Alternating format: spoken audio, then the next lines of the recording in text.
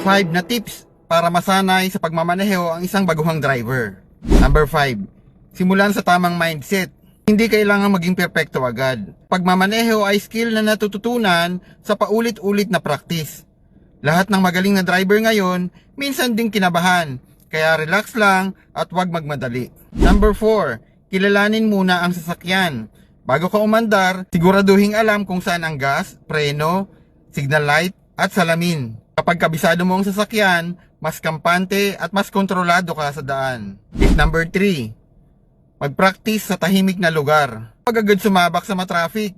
Magsimula sa bakanting parking lot o subdivision. Dito mo sanayin ang pagliko, pagpreno, pag-atras at pag-park.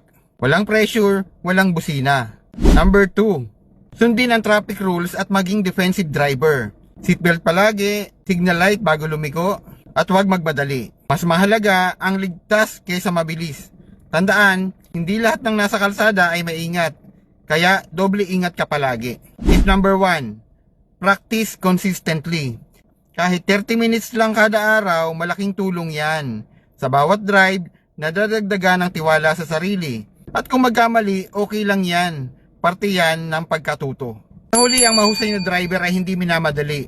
Binubuo ito ng tamang mindset, disiplina, at araw-araw na practice. Kaya, dahan-dahan lang, at siguraduhin darating ang confidence mo sa pagmamaneho. Ayun lang mga tol, sana nakatulong yung video na ito. Maraming salamat sa panonood. See you in my next video.